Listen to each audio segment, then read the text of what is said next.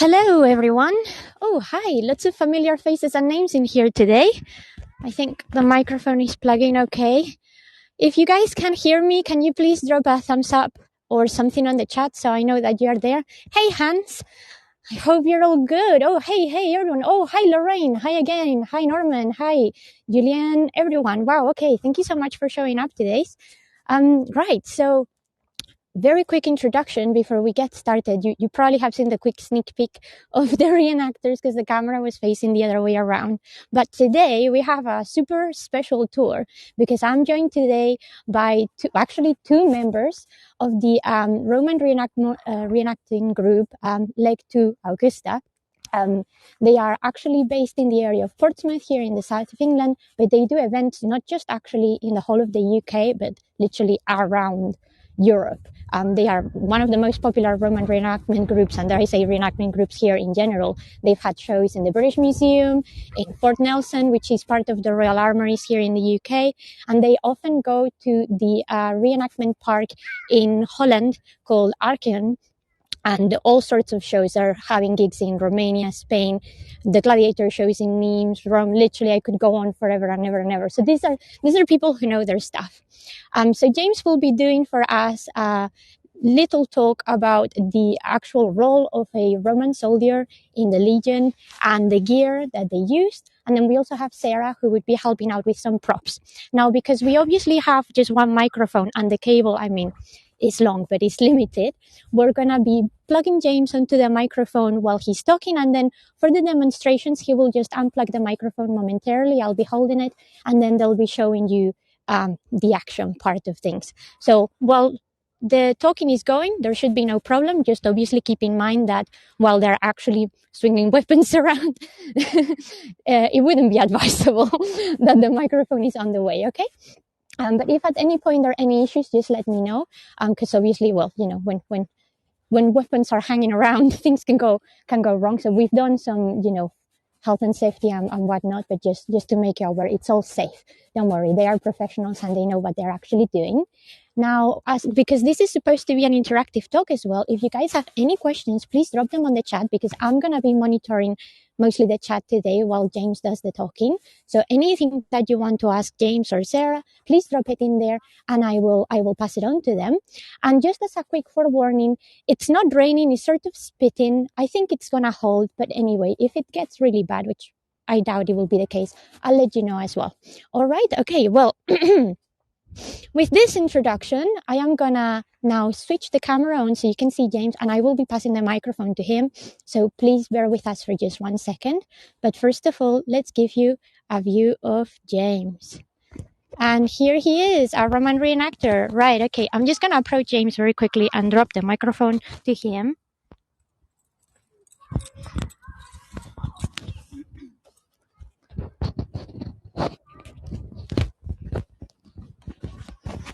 Cool. Can you hear me? I think they can. Yeah. The sound is good from here. Good. Okay. Excellent. Brilliant. Yes, and we're having lots of thumbs up. Thank you, guys. Great. Well, hello everyone. Yeah, so I'm James. I'm a member of Legio Org, what we call the Second Legion of Augustus. I've been doing this for about 11 years now or so certainly just over a decade. So yeah, I'm going to talk about what a soldier was, what they were doing in the army itself, and then looking at the kit and equipment of the soldier, why they wear all this stuff, why they have all this kind of protective, all this armor, what kind of weapons they were using, and also what kind of weapons they were expecting to face from the enemy as well. So to begin with, I'll also be trying to debunk some common myths that people have about the Roman army as well. There's a lot that goes on in Hollywood and popular culture and everything. Some of it's okay, but other bits where there's kind of like these general assumptions and things that even creep into academia and reenactment. So I'll be trying to clarify a few of those things as well. So to begin with, then, a Roman soldier is, in the time period the group does, which is first century AD, a soldier is a soldier. It's a profession at this point in time. Beforehand, in the Republic, so up to about the very early 1st century BC, to join the army, it was basically through conscription. So this was basically it was effectively just a militia at this point. So this was farmers, this was normal workers, at different levels of society would have to join the army as well. In fact, joining the army was incredibly important in Roman society. Rome was very, very militaristic. The idea was that you could only really go up the political ladder, you could only gain a lot of social standing if you were in the military, if you had military experience, and if you actually fought in battles and you were famed for actually dueling opponents, even better. That put you in such great stead.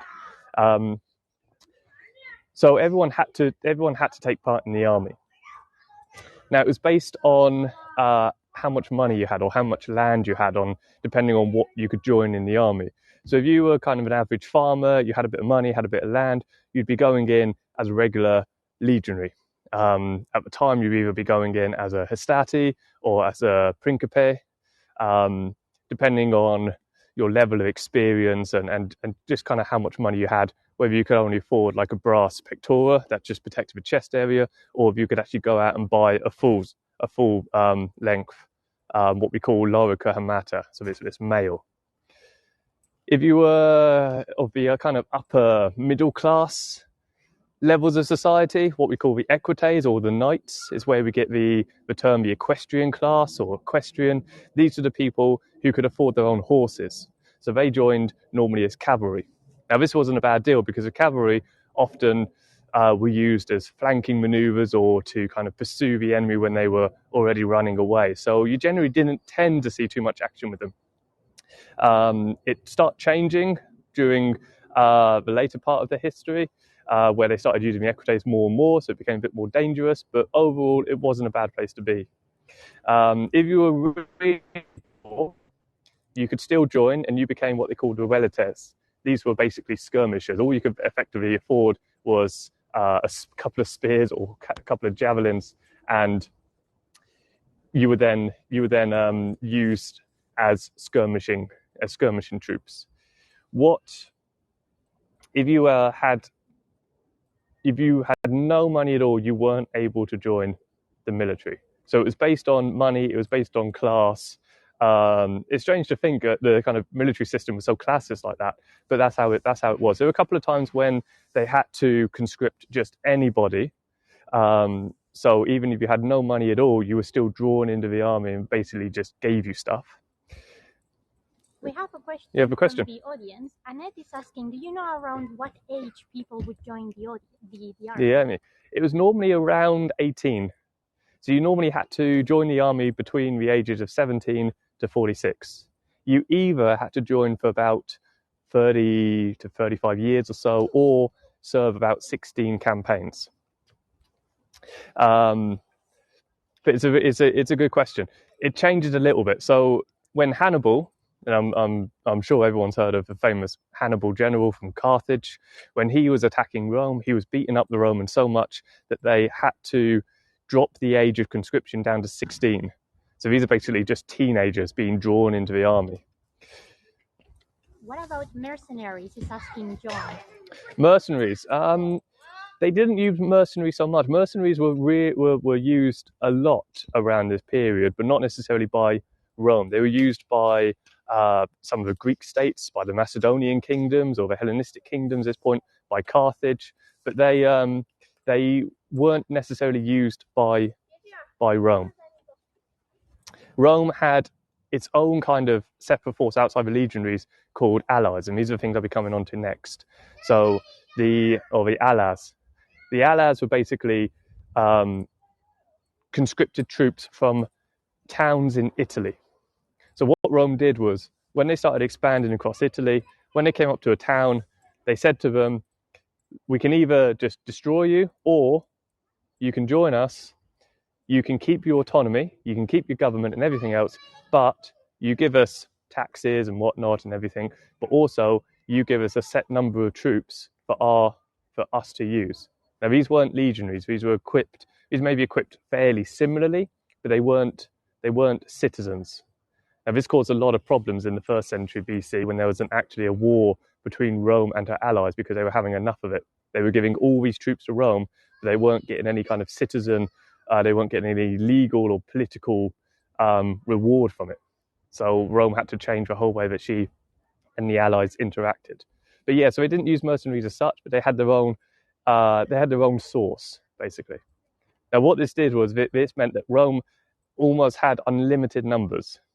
Now, that's obviously an exaggeration, but I'm talking about they could call on hundreds of thousands of men if they wanted to. This is why in the first, in kind of second or third, second century, and even in the 1st century BC, Rome lost a lot of battles. She wasn't invincible. It's not like she walked across everyone. She lost multiple times to Hannibal. She lost to Pyrrhus.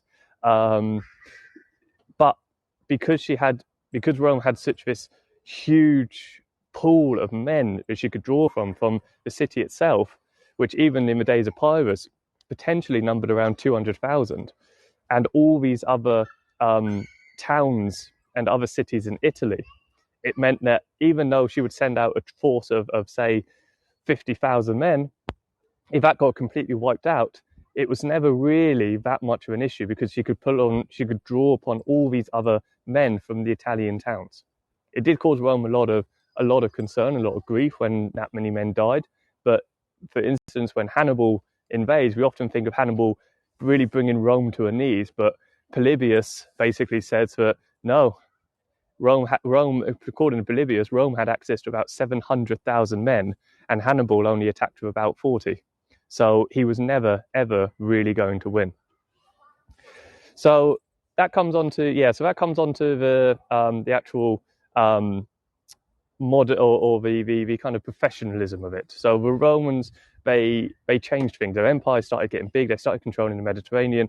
They weren't able to keep their citizens as just farmers that went out and came back again, because you can't go to the other side of the Mediterranean and back to Italy in just a campaign season. They had to turn the troops into a professional body, and this is where the actual kind of kit and how they kind of interacted with it differed. So regarding the kit, we actually have a question from Shin. He's asking, what is the material of your mesh vest that you're wearing? Is it okay if I come a bit closer so I can show the guys the actual vest? Yes. So these are iron rings.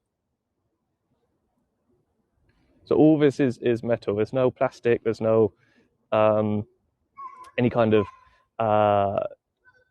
LARP material or anything else. This is all kind of metal. So it's all heavy. But it's all designed. Just gonna go around so you can see it's all made as, I'm not going to say accurately, but I'm going to say as authentically as we can. So one of the kind of main myths that I immediately want to debunk is that we don't know properly what a Roman soldier would have looked like. We have depictions, we have some descriptions, we obviously have archaeological finds, but I can't tell you right now that this is 100% what a Roman soldier of the 1st century BC looked like. All I can say is, and this is how I describe it to anyone I talk to, this is a modern interpretation of what a soldier looked like. So when the troops became professionalized, when they joined the army, instead of being based on how much money they had, on what kind of tier in the army they went to, they basically, when they joined, when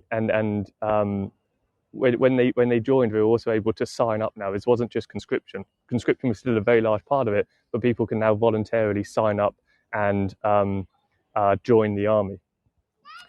So obviously you're going to get people who didn't have any money joining, and what you did was you basically gave them everything. So if I signed up, I'd be given all of this stuff, and then I would have to pay for it. And part of a chunk of my kind of annual pay would be taken out as my repayment or my payment of the kit.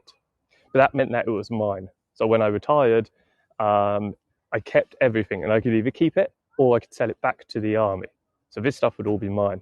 And this is where you see a lot of now nice stylized stuff. So I'm going to start going through it. So I'm going to start at the top with the helmet of Agelaeus. This is obviously one of the most protective pieces that a man has. It's protecting the head. It's very well designed and engineered to try and defend the soldier against a lot of the weapons that they were facing during the 1st century BC. In the time, they were fighting a lot of Iron Age societies in Northern Europe, so they were mostly facing weapons like spears, also long swords and slings, and this is why it's very, very curved. And this design kind of continues all the way through history. It's why we get a lot of curved, bowed helmets now. It's hopeful. The idea is that it's an optimistic idea, but a projectile will kind of hit and skim off it, particularly things like arrows and slings for the period. Now, this is why it's very curved. It's why I've got these wings here that you can see at the top. These aren't just decorative. What these do is they help reinforce this area of the helmet. So if somebody was to hit me down here, I've just got a bit of extra strength. I've got the cheek guards protecting my full side of my cheeks, but also what it allows me to do, I'm still able to breathe. If you look at the chin strap where it's tied, it's tucked under my chin. It's not pressing into my throat or anything else, so I can breathe, I can shout, I can fight for longer. What you see in a lot of other kind of like medieval style helmets is that they're very enclosed, which is fine because it gives a lot of extra protection, but it means you're not able to fight as long because you can't breathe properly. So this allows me to fully breathe, fully communicate with other people around me and everything else. At the back, another camera's there, but at the back I've got this neck guard. Again, it's to help try and protect my neck from any kind of backwards attacks or anything else. If I tip my head up as well, then I'm fully protected at the back. And also the other thing was the Romans at the time, they weren't necessarily tall. There was actually a height limit on the army of about 6'2", minimum 5'3". The Romans all very often described the Iron Age societies they're fighting as giants. So you imagine that if I'm trying to look at the guy I'm fighting, I'm going to be looking up, which means that my back of my head is automatically protected straight away because it naturally is for me looking at the guy I'm fighting. I've got quite good ear protection as well. The Romans had a bit of a kind of belief about the ears, that the ears were the passage of where your soul entered when you were born, and it was where your soul left when you died. So the ears were quite important to Romans, particularly in the military. So they kind of made sure that we had quite good protection. I've also got this brow band at the front. Again, this is there just to try and help any shots that might come down. Hopefully, might take the brunt. This brow band will take the brunt before it starts coming down towards my face. But it also means that if I wanted to, I could just give the guy a good headbutt as well. So it's multiple use. If I go on down, I've got the scarf. This scarf thing here, this is called a focale. Now this has got different uses.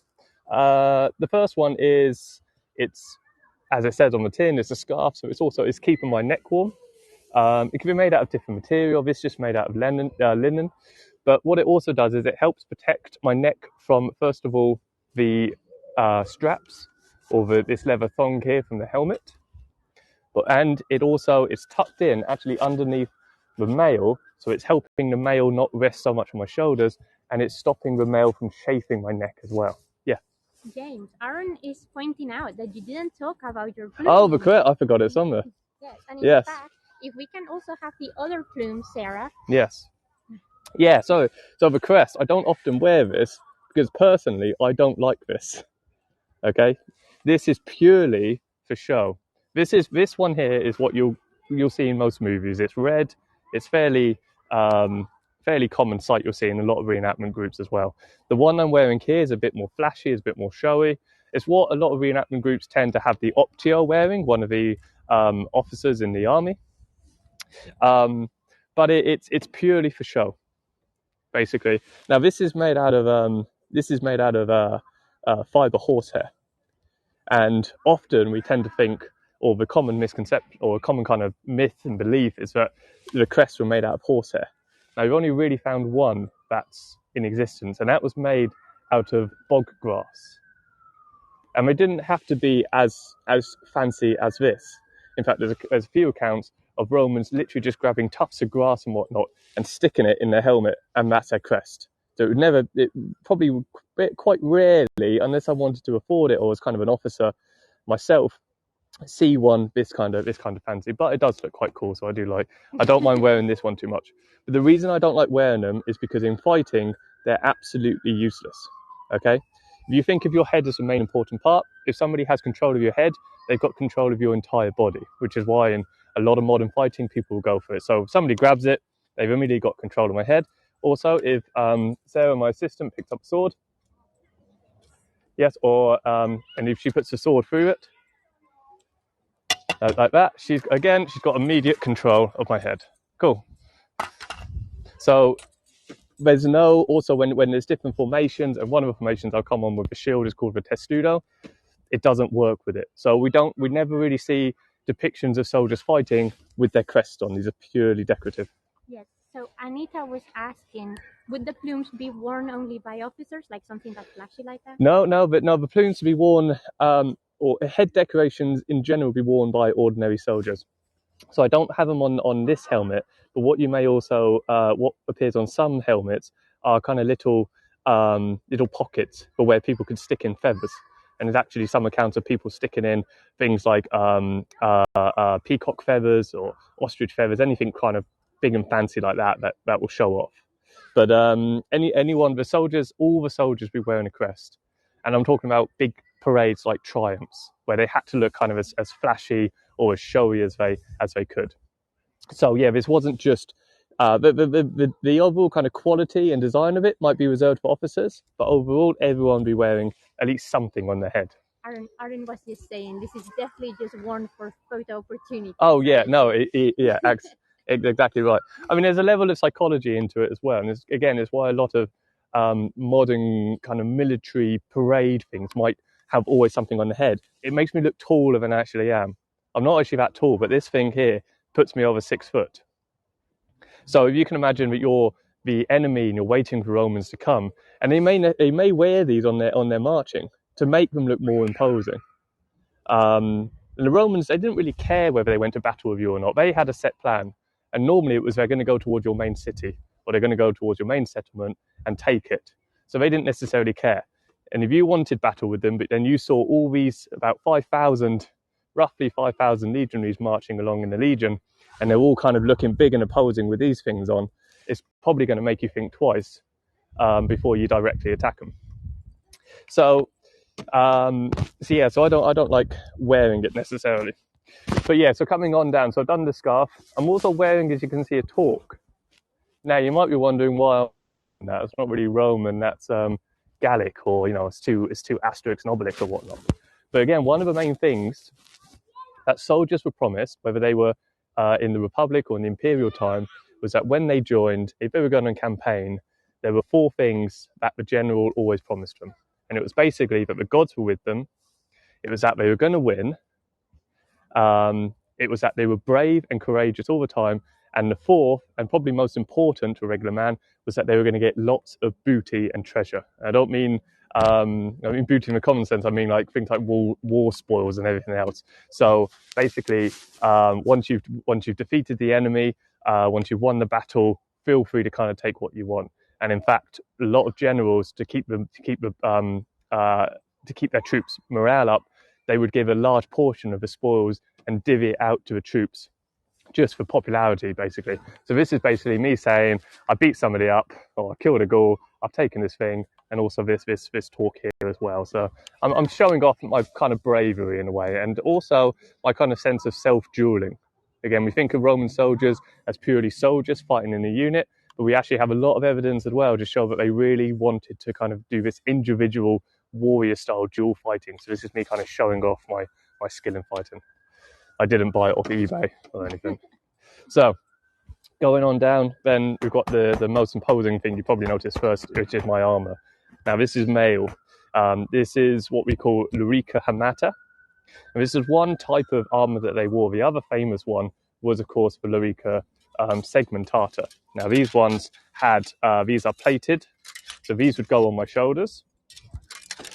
I'll give you that one. It would go on my shoulder. It would go on my shoulder like that. And the idea was the plated of it meant I've got lots of flexibility. It's slightly lighter than the mail. And also, if there was a blow from a sword or anything, or any kind of projectile, the idea was it would kind of slide off or hopefully be directed off by the armor. But the mail itself, this isn't a Roman idea either. The Romans didn't come up with this. The Romans were very good at adapting ideas or nicking ideas and making them better. So the helmet itself, this is actually a Gallic, originally the helmet's a Gallic design. Same with this. This is an Iron Age piece of armor. So the mail, the idea of interlinked iron pieces making a mail shirt, this is an Iron Age invention that the Romans adopted. They saw it, they saw the chieftains and the big leaders wearing it, and they thought, that's really good, we're going to have that. Now, I talk about leaders and chieftains because in Iron Age societies, they're the only ones who could really realistically afford this. This was standard. These kind of armor pieces were standard for Roman soldiers. There was a third type called lorica squamata, and the best idea of describing it is it looks like fish scales. So you're almost wearing it's brass or iron, little scales that are sewn into strips of leather that go all the way down, and it's kind of like a solid piece of armor that looks like you're wearing a massive fish. The idea of the mail is mostly to stop slashing weapons. It's great at stopping that. So where they're fighting spears, where they're fighting swords, there's probably going to be a lot of slashing movements going on. So it's very good at protecting from that. What it's not particularly good at protecting is stabbing weapons. And this may be one reason why we get so many accounts of the Civil War battles being so bloody, and the mortality and fatality being so high, is because they're wearing armor which is designed to stop slashing weapons. But the Romans' primarily technique is stabbing. So this is basically this will stop most of it, but the tip of the blade can still go through. Yeah. We have a question from Anita. Did blacksmiths make the mail, or could just anybody make their own mail at home? It was mostly blacksmiths. Well, they were done in specific places. They were called fabrica, or basically factories. So if you had the materials at home, you could try and do it yourself. But in terms of actual kind of kit given out to Roman legions, it was done in these specific, basically like government-sanctioned places where they would make all this stuff and then sell it on to the army. Basically, and it took a lot of skill to make just rings and to put it together. It's not as simple as just interlocking some iron rings. They go in kind of like a waving pattern. So it takes a lot of skill. It takes a lot of time as well. So these were having to be done by specialist people that were doing it day in, day out. So that's for mail. You might see as well that I've got some shoulder pads here. Again, this is just to help reinforce any kind of danger to my shoulder. So obviously if my shoulder breaks or my collarbone breaks, I can't use my sword, I can't hold my shield. So this just acts as a bit of extra defense for that kind of slashing weapon that may be coming down on it.